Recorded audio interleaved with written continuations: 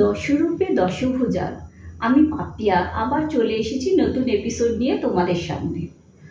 আজকে আমি তোমাদের বলবো শাড়ির কিভাবে যত্ন নিতে হয়।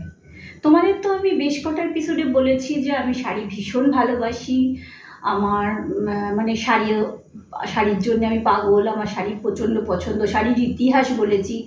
কিন্তু এইসব শাড়িকে কিভাবে সংরক্ষণ করতে হয় আমি আজকে তোমাদের সেইগুলোই বলবো। দেখো, আমার প্রথমত হচ্ছে যে আমি একটা কথা বলি, আমার বিয়ের সময় মোট 15-16টি শাড়িতে ফলস লাগানো হয়েছিল দোকান থেকে। তারপর থেকে এতদিন পর্যন্ত আমি প্রচুর শাড়ি কিনেছি, মানে আমি শাড়ি ভালোবাসি বলে সারা বছরই আমি শাড়ি কিনি, এবং সারা বছর শাড়ি যেমন কিনি তেমনি পুজোর সময়ও আমার অনেক শাড়ি হয়।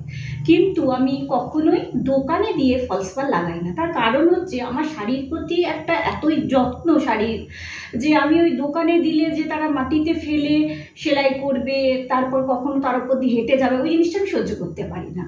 যে কারণে আমি এতদিন পর্যন্ত যত শাড়ি কিনেছি তা আমার আলমারিতে মোটামুটি 2-3টে আলমারি বলতে পারো ভর্তি হয়ে রয়েছে শাড়িতে, কিন্তু সবগুলোরই ফলস আমি নিজে বসাই।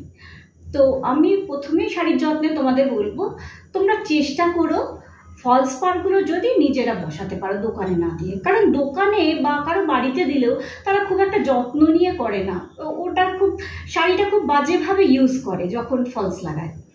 আচ্ছা, এবার পয়েন্ট অনুযায়ী যদি তো বলি, 1 নম্বর পয়েন্ট যেটা খুবই ইম্পর্টেন্ট সেটা হচ্ছে আমি বলবো ভাদ্র মাসে এই যে জামা কাপড় রোদে দেওয়ার যে ব্যাপারটা আছে সেটা আমি বলবো কখনোই তোমরা এটা করো না শাড়ির ক্ষেত্রে। হ্যাঁ, উলের জামা কাপড়ের ক্ষেত্রে নিশ্চয়ই রোদে দিও, কিন্তু শাড়ির ক্ষেত্রে সে কম দামি হোক আর দামি শাড়ি হোক, শুধু ভাদ্র মাস কেন বছরের কোনো সময় ডাইরেক্ট রোদে দেওয়া উচিত নয়। কারণ এই ডাইরেক্ট রোদে দিলে হয় কি, শাড়ির কালারটা ফেড হয়ে যায়। কখনোই কোনো ফেব্রিকই উচিত নয় ডাইরেক্ট রোদে রাখা।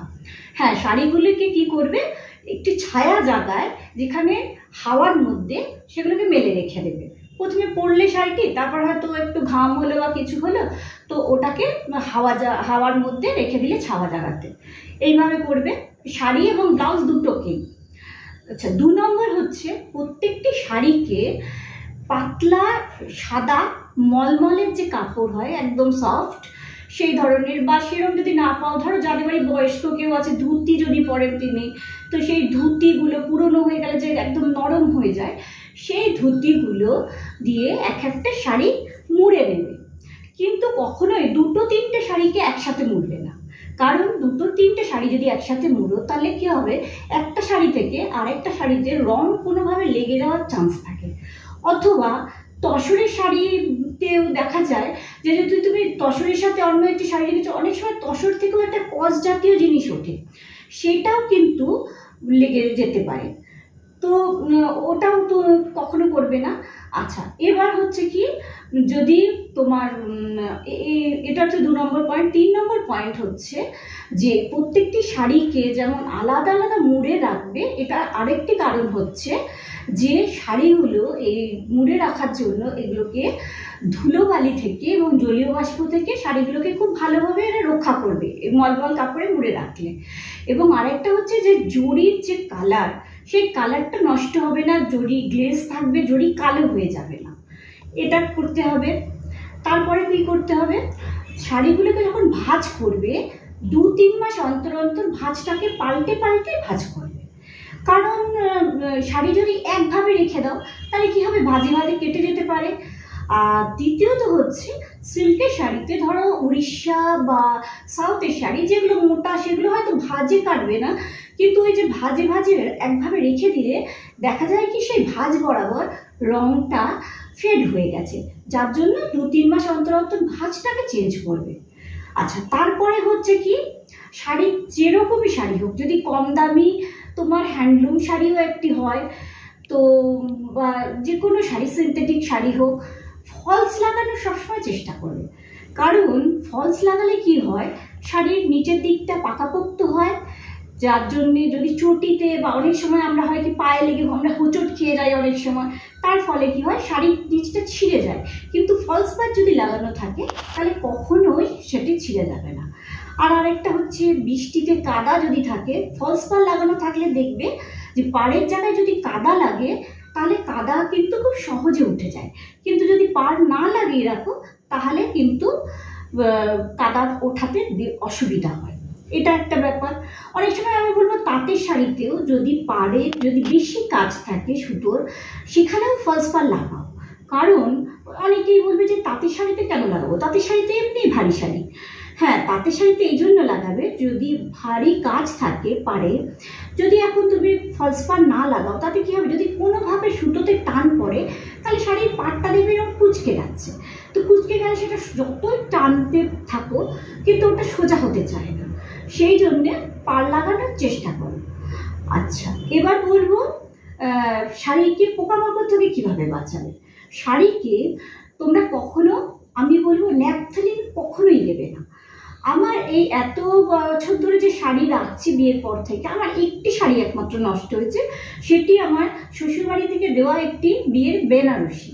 কি হয়েছে, শাড়িটিকে আমি কিন্তু যত্ন করেই রেখেছি, রোদেও দিইনি, সবই ঠিক আছে, কিন্তু যেহেতু শাড়িটির মধ্যে আমি ন্যাপথলিন দিয়েছিলাম এবং দীর্ঘদিন রেখে দিয়েছিলাম, ন্যাপথলিনের জায়গাটাতে শাড়ির কি হয়েছে, কালারটা ফেড হয়ে গেছে। তো যার জন্য আমি বলবো তোমরা তো সাদা মলমলের কাপড়ে একটার পর একটা শাড়ি ভাঁজ করে করে রাখছো, এবার নিম পাতা শুকিয়ে অথবা কাপড়ের মধ্যে করে কালো জিরে ইট মেরে নিয়ে যেখানে শাড়িগুলো রাখছো, শাড়ির ভাঁজে নয়, আলমারির কোণে কোণে যেখানে যে তাকে শাড়ি রাখছো তার কোনায় কোনায় ওই নিম পাতা আর কালো জিরেটা রেখে দেবে। তাতে কি হবে, পোকা ধরবে না, শাড়ি পোকাতে কাটবে না। এটা একটা হলো। আরেকটা বলবো, শাড়ি যখনই ইস্ত্রি করবে, যদি সবসময় তো তুমি আর দোকানে দিচ্ছ না, হয়তো একটু পরেছে কুচকে গেছে, আয়রন করতে গেলে কখনো দামি শাড়ির ক্ষেত্রে অন্তত এবং জরির শাড়ির ক্ষেত্রে সোজাভাবে কখনো ইস্ত্রি করবে না। মানে আমি বলতে চাচ্ছি, এই ধরো শাড়িটি আয়রনটি এখান থেকে করবে না, শাড়িটিকে উল্টে নেবে, এই পিছন পোর্শন দিয়ে আয়রন করবে। তাতে কি হয়, শাড়ির গ্লেজটা নষ্ট হয় না। এবং জরির শাড়ি বা দামি কোনো সিল্কের যে সমস্ত শাড়ি, তাতে কি করবে, হালকা কোনো একটা কাপড় দিয়ে নিয়ে তার ওপর থেকে আয়রন চালাবে, ডাইরেক্ট আয়রন কখনোই দেবে না। এই জিনিসগুলো মানলে দেখবে শাড়ি অনেক ভালো থাকবে। আর আরও একটা কথা বলবো, সেটা হচ্ছে শাড়িটা যখন কিনবে, আমরা এখন সব দামি শাড়ি কিনি, শাড়িটা প্রথমে ঠেসে পড়ে না, বিভিন্ন অকেশানে পরো, এনে হাওয়া খাইয়ে ছায়া জায়গায় রেখে একটু হালকা আয়রন করে তুলে দাও, সাথে সাথে কাচতে দেবে না বা পালিশ করতে দেবে না। বেশ কিছুবার পরার পর যখন দেখবে হ্যাঁ এটা আবার কাচতে দিতেই হবে, তখনই দেবে। কারণ যতবার কাচতে দেবে শাড়ি কিন্তু নষ্ট হয়ে যায় বেশি কাচতে দিলে। এই জিনিসগুলো ফলো করবে, দেখবে শাড়ি ভালো থাকবে। আমি এগুলো নিজে থেকে বলছি না, আমি যে সমস্ত বড় বুটিক থেকে শাড়ি কিনি বা বড় দোকানে গিয়ে শাড়ি কিনেছি, আমি এগুলো তাদের কথাই বলছি। দোকানদাররা বলে ওরা তো দেখো বহু দিন ধরে দামি দামি বেনারসি, দামি দামি শাড়ি ওরা স্টক করে রাখে, কিন্তু ওদের শাড়ি নষ্ট হয় না, এই কারণে ওদের কাছ থেকেই শোনা এইগুলো। আর আরেকটা জিনিস হচ্ছে, ভারী শাড়ি বা জরির শাড়ি এগুলো কখনো সবসময় চেষ্টা করবে ভাঁজ করে রাখতে, হ্যাঙ্গারে টাঙিয়ে রাখবে না। হ্যাঙ্গারে টাঙিয়ে রাখলে কি হয়, ভারী শাড়ি পাড় বরাবর ফেটে যায়। যার জন্য ওইভাবে না রেখে যদি ভাঁজ করে রাখো তাহলে ঠিক থাকবে। এইগুলো করে দেখো, দেখবে শাড়ি বহুত দিন ভালো থাকবে। দেখো এগুলো করে উপকার পাও কিনা জানিও। আর আমি আজ যা বললাম এগুলো যদি ভালো লাগে তাহলে আমার চ্যানেলটিকে একটু সাবস্ক্রাইব করো, শেয়ার করো, লাইক করো। আর চলি, সবাই ভালো থাকো। কেমন? পরের দিন আবার অন্য কিছু নিয়ে আসবো। ভালো থেকো।